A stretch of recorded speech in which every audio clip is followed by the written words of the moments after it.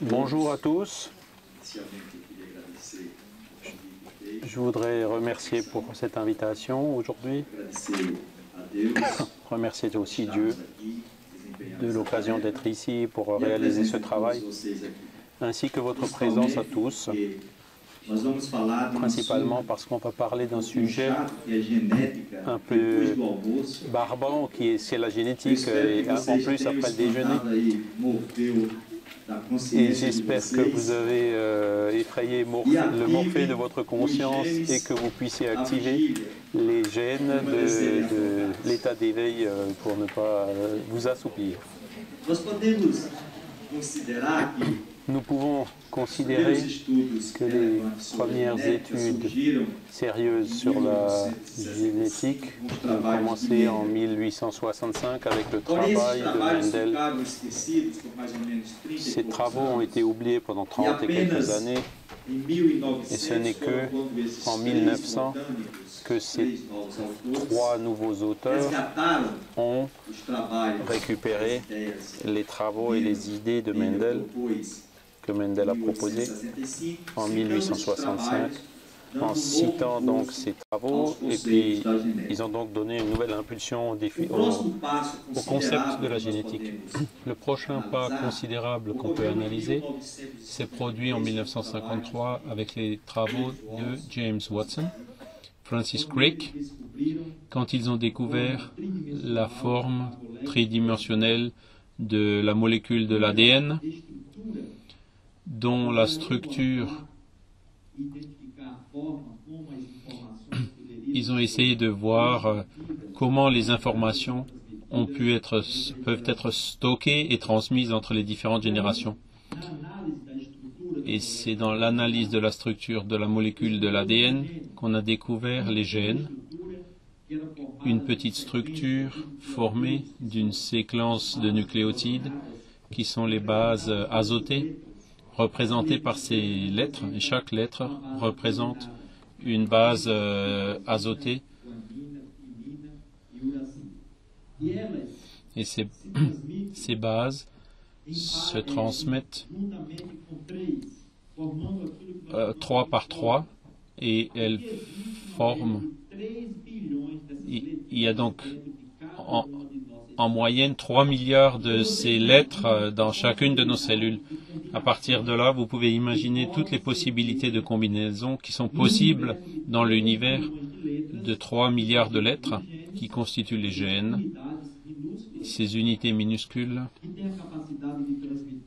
qui ont la capacité de transmettre ces informations. Dans une analyse, on a ici le matériau génétique à l'intérieur d'une cellule, du noyau d'une cellule, implique une substance qui est la chromatine, et c'est l'élément de formation des chromosomes, et 46 chromosomes que nous avons dans nos cellules, en 23 paires. Les chromosomes, à leur tour, sont formés de gènes. Et ça, c'est le gène comme on le connaît. C'est donc un segment de la molécule de l'ADN. Et ici, vous voyez les lettres. Et ce gène, il a une fonction. Et par sa propre définition, on peut déjà comprendre quelle serait la véritable fonction du gène. La science, l'idée de la science, c'est que le gène est responsable de la production d'informations. Mais le gène ne fait que transmettre l'information en déterminant la séquence des acides aminés nécessaires à la formation des protéines ou le contrôle d'une fonction ou d'une caractéristique. Le mot transmet l'information donne déjà une idée de ce que c'est que la véritable fonction du gène. Ce n'est qu'une structure de transmission d'informations qui ont leur origine ailleurs et qui seraient dirigées vers des régions différentes pour former exactement donc une protéine pour définir une caractéristique de l'être humain.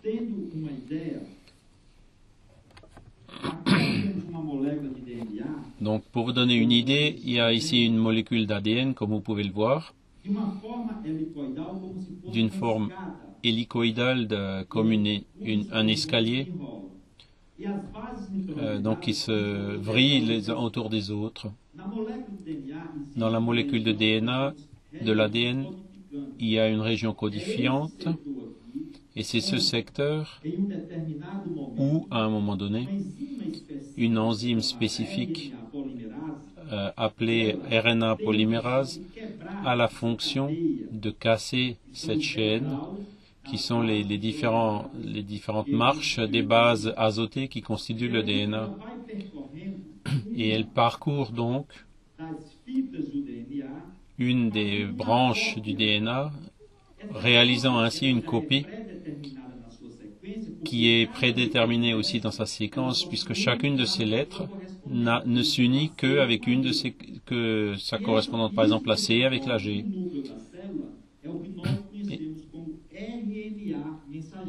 Et c'est donc le RNA, l'ARN messager de la molécule d'ADN. Par transmission, il y a eu l'ARN de transmission qui va amener le message vers l'extérieur de la cellule. Tout ce processus animé que vous avez vu se produit ici dans le noyau cellulaire et part par une autre région de la cellule qui est le cytoplasme. Et c'est dans cette région que cette information contenue dans cette molécule de RNA messager qui génère une protéine, et cette protéine, elle va exercer une fonction, une caractéristique. C'est la véritable fonction du gène, la transmission d'informations qui sont au sein de la molécule de l'ADN dans un segment donné. Et c'est ce segment qui initie tout ce processus. Donc, qu'est-ce que la dictature des gènes? C'est le dogme central de la génétique, c'est-à-dire un gène produit une protéine. Et le déterminisme génétique serait une gène, puis une protéine, et ensuite une fonction ou une caractéristique. C'est toujours encore le concept qui prévaut chez la plupart des auteurs. Cependant, le changement qui s'opère actuellement montre de nouveaux horizons pour nous permettre de comprendre comment fonctionne la génétique dans le domaine moléculaire. Le projet Génome, qui a été initié en 1990, coordonné par Francis Collins, a engendré des concepts révolutionnaires qui ont altéré pas mal les dogmes qui existaient dans la propre science. Le premier qui a été changé, c'est le déterminisme. Vous vous rappelez? Un gène, une protéine, une caractéristique. Notre organisme contient en moyenne plus de 100 000 protéines pour développer toutes ces fonctions. Si on considère le dogme d'un gène, une protéine, le projet Génome pensait trouver plus de 100 000 gènes. En fin de compte, la surprise, c'est qu'on en a trouvé 25 000 qui composent le génome humain. Le gène a donc la capacité de former plus qu'une protéine. Et ce premier dogme, ce premier axiome a donc été démonté. Une autre découverte, c'est que les gènes fonctionnent en étant activés ou désactivés et qu'il n'y a que 5 à 10% de nos gènes qui sont actifs. Les autres, 80 ou 95%, sont là, inactifs, en attente de développer une fonction quelconque et qui sont découvertes peu à peu, progressivement. Une autre découverte intéressante, c'est que le cytoplasme commande le noyau de la cellule. On avait l'idée que toute la dynamique de la cellule était commandée par le noyau, c'est-à-dire la cabine centrale de commande de la cellule est dans le noyau. Mais il y a quelques travaux qui ont démontré qu'en retirant le noyau d'une cellule, après avoir retiré le noyau, la cellule continuait ses fonctions de base, de reproduction, de métabolisme, de mouvement, pendant plus de 90 jours, et elle ne meurt non pas par l'absence de noyau, mais par la conséquence du métabolisme qui n'a pas pu être évacué. Le docteur Gio Asming a publié un article sur le génome versatile définissant la caractéristique, la versatilité d'éditer plusieurs messages à partir d'une seule information génétique. Les gènes aussi, travaillant dans le système d'activation et de désactivation, il y a aussi des gènes régulateurs qui exercent cette fonction. Et parmi donc toutes ces découvertes apportées par le projet Génome humain à la science, on peut déjà considérer que le déterminisme initial, qu'une caractéristique est liée à un gène, est déjà révolu, est déjà périmé. La docteure Jacques Blonge, qui a un livre Évolution dans 4 dimensions, amène des idées intéressantes. La première que nous allons examiner, c'est quand elle fait un lien entre le séquençage du génome. Elle dit que ce séquençage ne peut nous apporter des informations que sur l'ADN, les caractéristiques de base. Mais les interrelations entre les gènes et le milieu ambiant sont si complexes que nous ne pouvons pas simplement prévoir les caractéristiques d'une personne en se basant uniquement sur la présence d'un gène donné. Il faut que nous considérions aussi les interrelations très complexes entre l'information génétique et les facteurs externes, extérieurs, en particulier du milieu ambiant. Une séquence de l'ADN n'a donc plus de relation directe avec le caractère, comme le dit le Dr Jablon.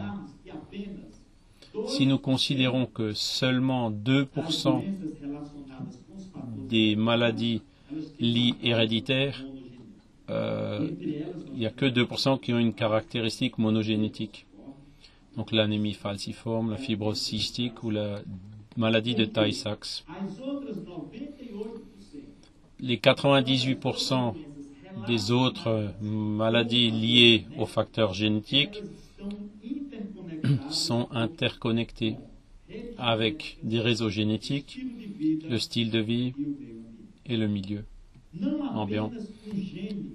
Ce n'est pas juste un gène qui détermine une maladie donnée. C'est une association ou plus de nombreux gènes qui peuvent être activés ou non par l'intermédiaire de facteurs externes ou internes associés au style de vie de chaque individu.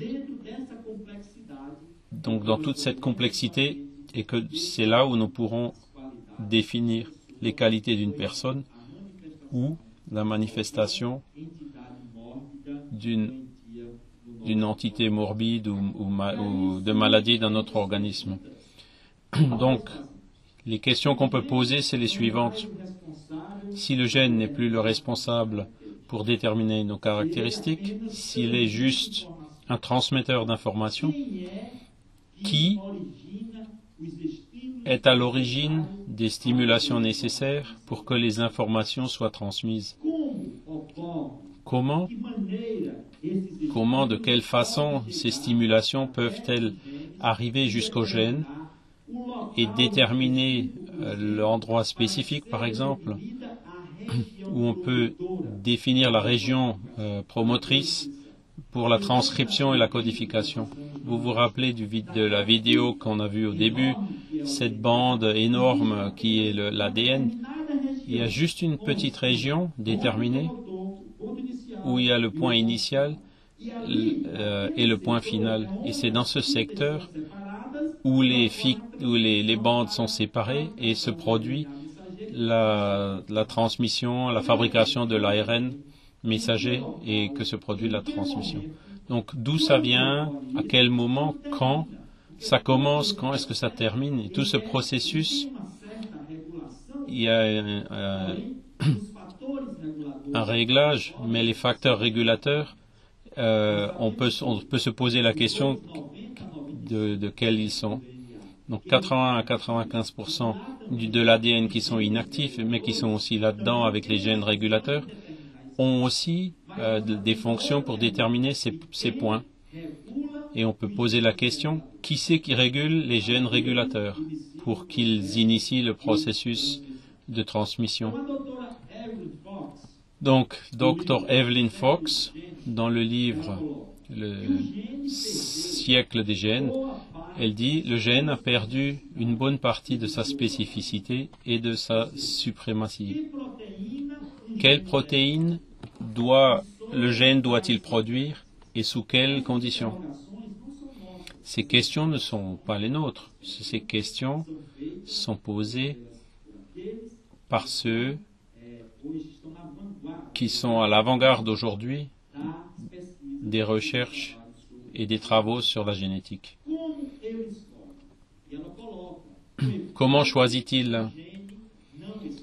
En fait, le gène ne choisit pas. Si ce n'est pas le gène qui choisit, quelles sont les protéines qu'il faut former? D'où vient la commande? Une possibilité, comme elle dit, c'est que la responsabilité de cette décision se trouve dans d'autres endroits, c'est-à-dire dans la complexe dynamique régulatrice de la cellule dans son ensemble. Le contexte cellulaire doit être considéré dans son intégralité au moment de l'activation des gènes. Et c'est là, donc, la cellule dans son ensemble qui va fonctionner suivant un processus d'interaction continue avec les stimulations externes et les stimulations qui proviennent du milieu ambiant, qui déterminent donc des points d'activation qui vont contrôler et commander toute cette structure dynamique qui sont nos cellules pour stimuler nos gènes.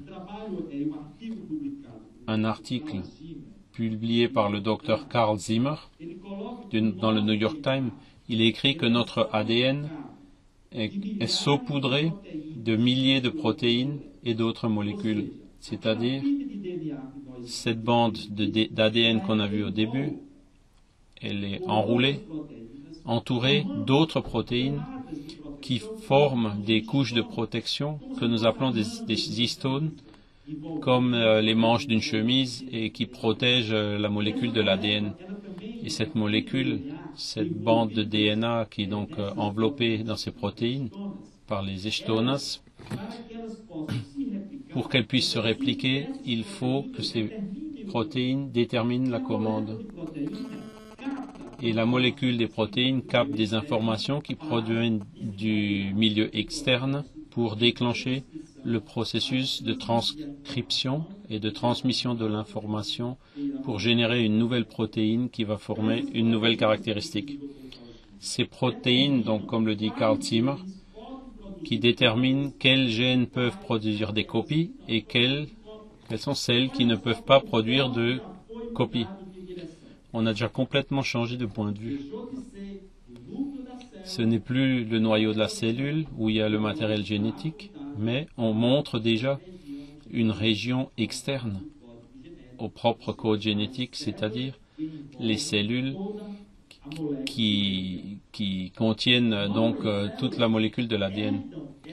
De nouvelles cellules héritent de ces molécules en même temps que l'ADN, c'est-à-dire il y a donc une deuxième voie d'hérédité pour transmettre les informations. Et c'est intéressant parce qu'on pensait qu'il n'y avait qu'une seule voie d'information pour la transmission héréditaire, qui est la voie génétique. Mais aujourd'hui, on considère qu'il y a déjà une deuxième voie de transmission, qui sont ces facteurs externes et du milieu ambiant.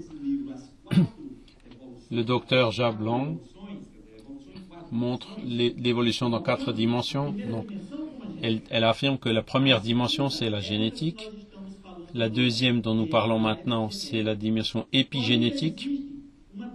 Mais il existe aussi une troisième qui est le comportemental, c'est-à-dire les modifications que nous promouvons, que nous encourageons dans notre information génétique par l'intermédiaire du style de vie, du mode de vie que nous suivons. Et ce sont ces modifications qui sont transmises de génération en génération. Et la quatrième dimension, c'est la dimension symbolique, représentée par le langage et d'autres formes de communication. C'est-à-dire, c'est l'apprentissage social qui est responsable d'un volume immense de modifications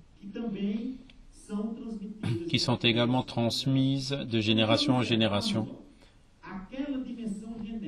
Donc cette dimension génétique au début liée directement à l'ADN et au code génétique, comme on le connaissait jusqu'à maintenant, ne représente qu'un quart, pour ainsi dire, une parcelle. Elle est importante parce que les autres dimensions, donc les influences du milieu ambiant, le style de vie ou l'apprentissage social, elles altéreront le mode d'expression de la dimension génétique que nous portons chacun de nous. Donc cette définition ancienne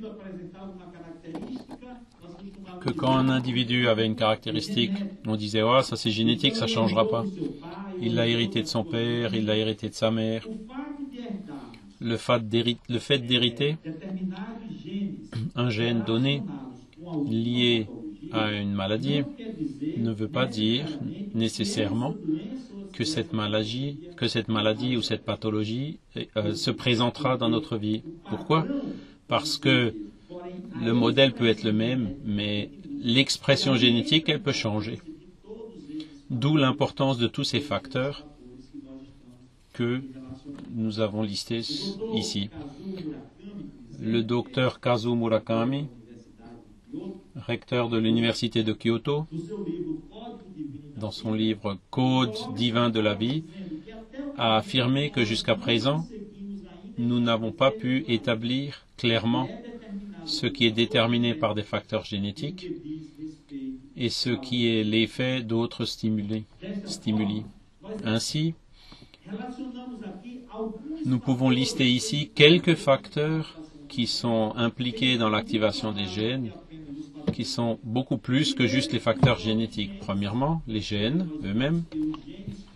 Nous avons vu que les gènes régulateurs activent la transcription génétique. L'esprit, qui est la manière d'extérioriser nos sentiments et nos émotions, ici, dans le sens qu'on va ici. Ces émotions produisent et se propagent dans notre organisme, produisent des ondes électromagnétiques, parce que donc c'est eux qui donnent des formes à notre pensée. Et nous savons déjà que la pensée se propage comme une onde électromagnétique et engendrera des modifications au niveau cellulaire qui pourront être transmises de l'extérieur vers l'intérieur de la cellule et ainsi altérant la manière dont les gènes sont activés. Le milieu ambiant, qu'on en a déjà parlé, d'extérieur, les facteurs culturels, c'est-à-dire lieu de naissance ou là où il vit, les facteurs géographiques, temporels, l'époque où l'individu est né et principalement aussi les facteurs éducationnels, l'apprentissage social. Donc vous voyez combien de facteurs peuvent être responsables pour activer ou désactiver nos gènes et qui sont différents des facteurs proprement dits, connus, génétiques, comme c'était le modèle jusqu'à présent.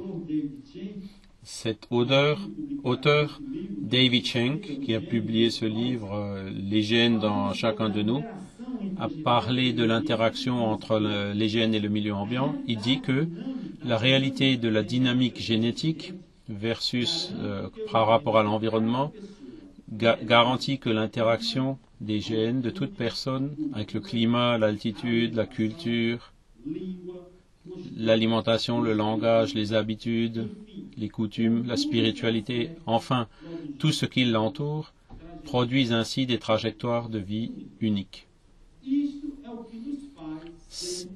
c'est ce qui fait que nous sommes tous, chacun de nous, uniques. Chacun de nous a une conscience unique dans la création divine. Pourquoi? Parce que l'interaction entre notre information génétique et tous ces facteurs qui sont listés ici font en sorte que chacun de nous se construit soi-même au long d'une période d'expérience que nous traversons sur la Terre.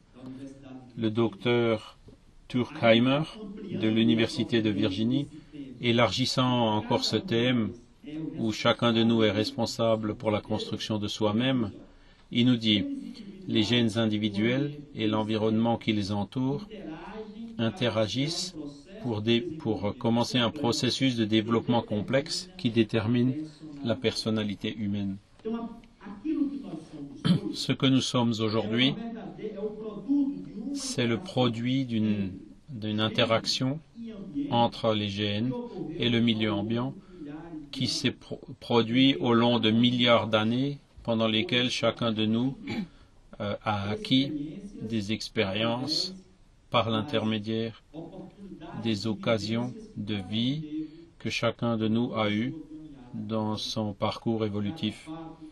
Chaque fait, chaque information, chaque moment que nous avons vécu, nous le transformons en des expériences et donc c'est par ce processus d'interaction que nous pouvons nous définir nous-mêmes. Il dit aussi que chaque environnement nouveau modifie la trajectoire du développement qui à son tour modifie l'expression future, génétique et ainsi de suite. Donc aujourd'hui, ce que nous devons considérer, c'est ça, c'est cette phrase, l'expression génétique. Les modèles sont les mêmes, mais l'expression peut changer. Et l'expression génétique surgit exactement dans ce processus d'interaction entre le gène et l'environnement et d'autres facteurs externes que nous avons donc déjà listés. Ainsi, les caractéristiques de chaque type de tissu sont donc déterminées par le modèle d'expression génétique des gènes de nos cellules, c'est-à-dire les gènes qui sont activés ou désactivés. Chacune de nos cellules présente le même modèle génétique, les 23 paires de chromosomes. Mais pourquoi donc les cellules du foie continuent à développer leurs fonctions pour le foie et pourquoi d'autres cellules rénales continuent à développer des fonctions rénales? Les cellules musculaires travaillent pour le système musculaire et ainsi de suite. Si chacune d'elles a le même modèle, le même code génétique, pourquoi y a-t-il cette diversité de cellules dans notre organisme qui développent des fonctions aussi différentes les unes des autres? Et ça vient justement, c'est dû à l'expression génétique qui est différente dans chacune d'elles. Et à son tour, l'expression génétique dépend de l'activation ou de la désactivation de certains gènes qui sont présents dans la cellule. Le docteur Lawrence Harper de l'Université de Californie a publié un article montrant l'interaction des facteurs génétiques et donc entre les différentes générations. Il nous dit qu'il n'y a aucune modification dans l'héritage génétique, mais c'est l'expression du gène, le phénotype, la caractéristique externe qui est modifiée dans les générations ultérieures, ce qui donne une continuité entre les générations, même si les jeunes n'ont jamais vécu les conditions qui ont donné la caractéristique des parents. Et nous soulignons donc, encore une fois, le modèle c'est le même, mais les altérations qui se produisent, c'est elles qui sont transmises d'une génération à l'autre. L'étude publiée par Bryce Schmucker, donc il dit les recherches sur la synthèse des protéines révèlent que les contrôles épigénétiques du moyen de l'extérieur que nous avons listé peuvent créer plus de 2000 variations de protéines à partir d'un même modèle génétique. Donc là, vous pouvez voir les options que Dieu, que le Créateur, a mis à disposition de l'être humain. À partir d'un seul modèle, il y a plus de 2000 variations de protéines qui peuvent être produites et créées par l'intermédiaire d'un mécanisme d'activation et de désactivation de certains gènes pour former ces protéines. Le plus intéressant, c'est de considérer que ces modifications peuvent être et sont transmises d'une génération à l'autre.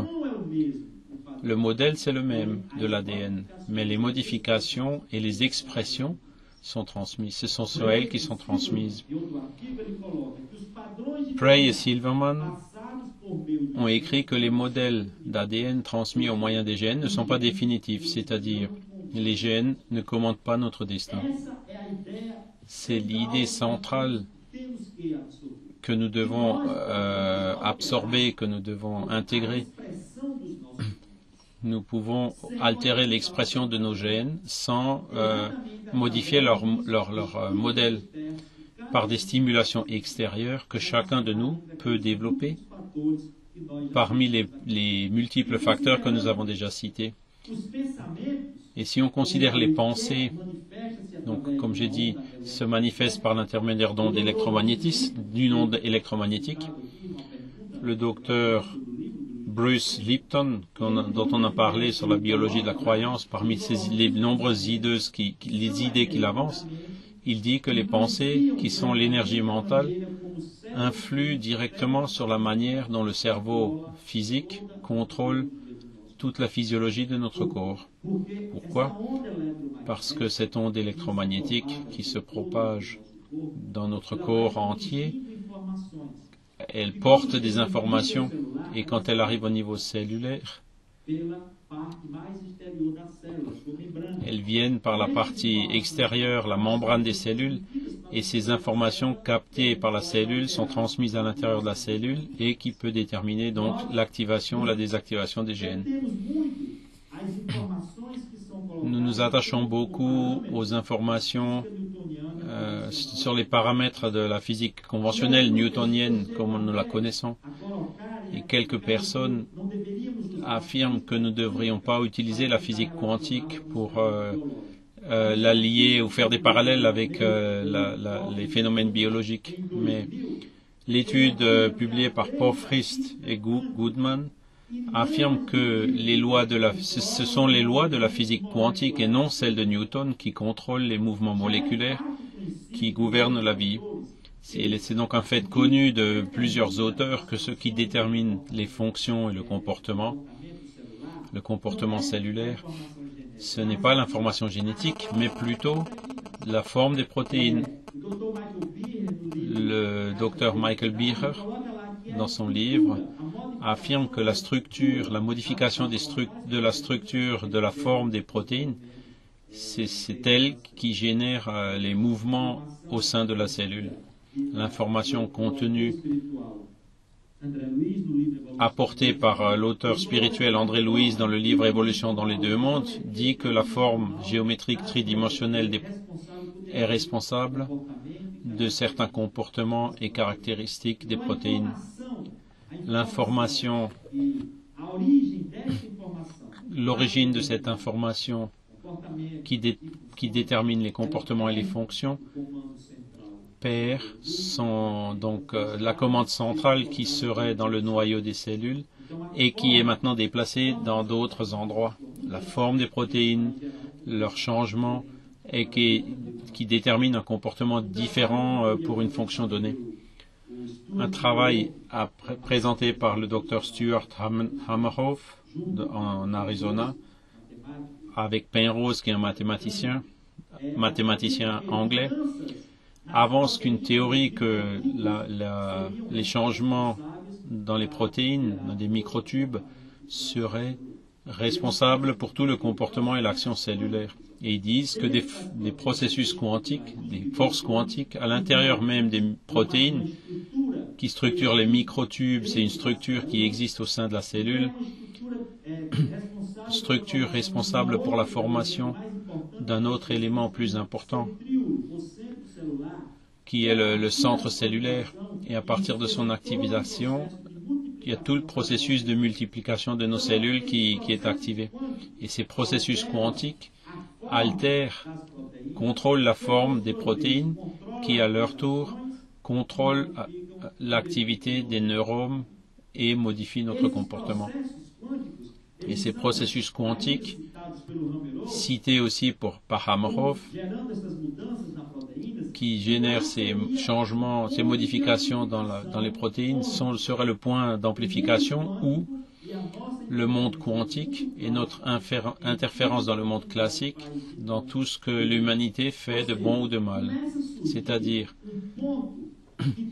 il commence à y avoir un point de transduction d'informations de pensée qui serait responsable pour expliquer comment certaines informations partent d'une réalité subjective pour atteindre une autre réalité objective. Tout cela se produit donc au niveau moléculaire, c'est-à-dire à l'intérieur des cellules. C'est intéressant aussi de considérer que, en 1958, l'auteur spirituel André Louis, dans le livre Évolution dans les deux mondes, par l'intermédiaire de la médiumnité de Francisco Cândido Xavier, avance déjà cette idée d'une autre forme. Il affirme, c'est par le centre cellulaire, cette structure composée d'un réseau de microtubes, donc avec une structure microtubulaire, qu'on peut le voir dans le coin, qui forme donc le centriole. Et il dit, c'est par le centre cellulaire que s'opère la jonction des formes physiques et spirituelles. Nous pouvons considérer ici donc le monde quantique et la réalité objective si nous voulions utiliser le langage actuel. Et c'est dans ce point donc qu'on observe le stimulus mental. En comparant avec le travail de Hameroff et Penrose, on peut considérer ce stimulus mental le point d'amplification de ces processus quantiques de nature électromagnétique.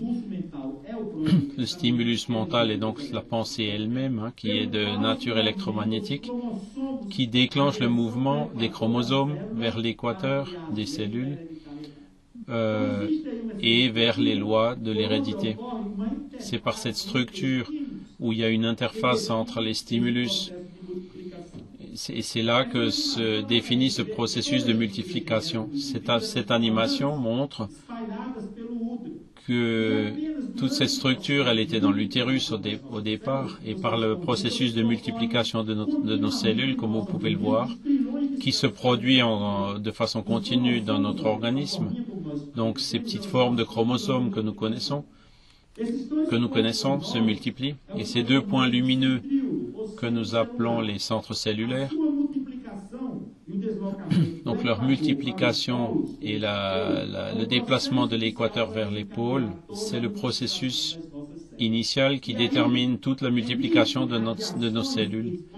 Et elles émettent donc des rayonnements de fusion méthodique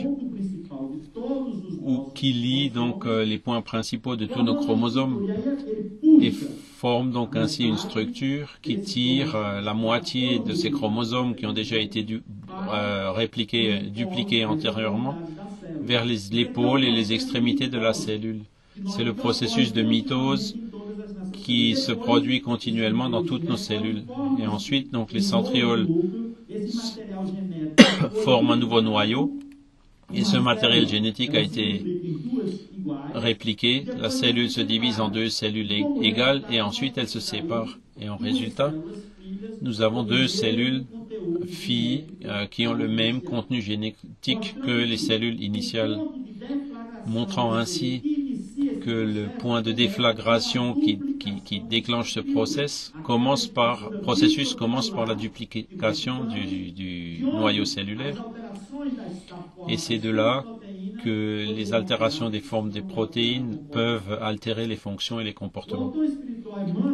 L'auteur spirituel Emmanuel, dans le livre Le Consolateur, apporte quelques considérations de nature spirituelle liées à la génétique et que nous allons examiner ici après ces explications initiales. D'abord, il dit que les lois de la génétique sont régies par des agents psychiques. C'est-à-dire, ces agents psychiques à leur tour sont déclenchés par les messagers du plan spirituel, c'est-à-dire les agents psychiques qui contrôlent les lois de la génétique peuvent aussi être contrôlés par les guides spirituels. Les combinaisons des gènes, ces unions de ces petites lettres, les activations des gènes, les désactivations, dépendent des conquêtes, des épreuves, de la position évolutive des esprits incarnés, c'est-à-dire ce que chacun de nous a déjà conquis au long de tout son parcours évolutif, enrichi par les expériences, les choses qu'on a réussi à faire face, sont responsables pour déterminer les combinaisons entre nos gènes. Ainsi, la vocation ou les facultés, les dons, sont un attribut de l'individualité spirituelle, de l'esprit, et non pas des gènes.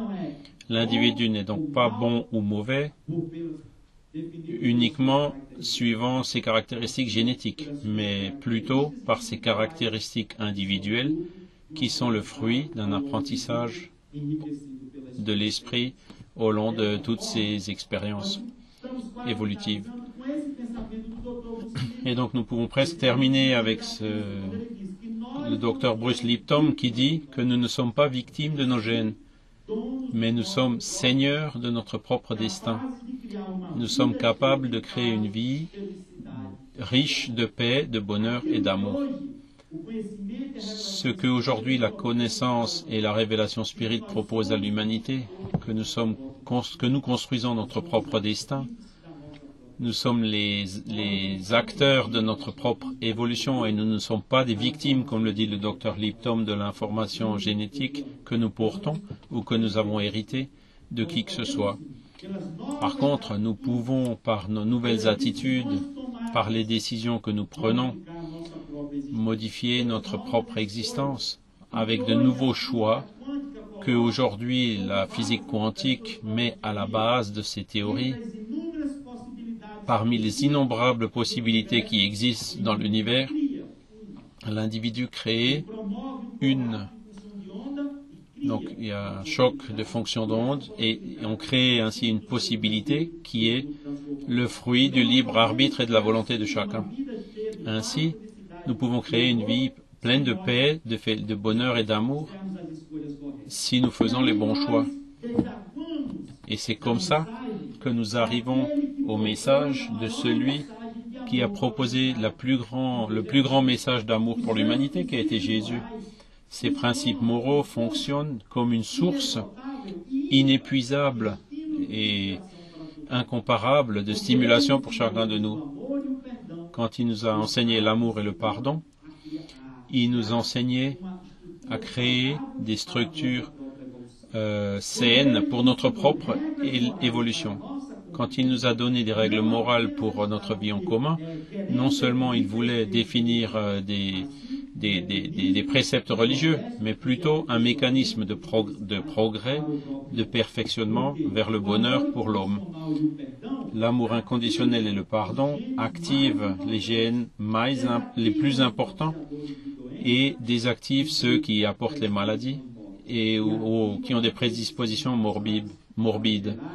Et il active par contre ceux qui sont responsables pour un fonctionnement sain de notre propre organisme, nous menant donc ainsi que chacun de nous puisse conquérir la santé intégrale.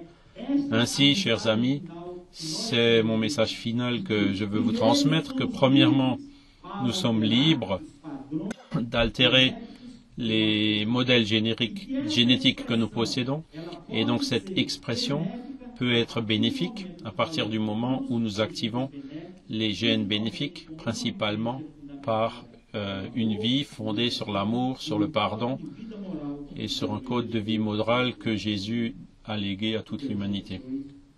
Que Dieu vous bénisse, je vous remercie tous.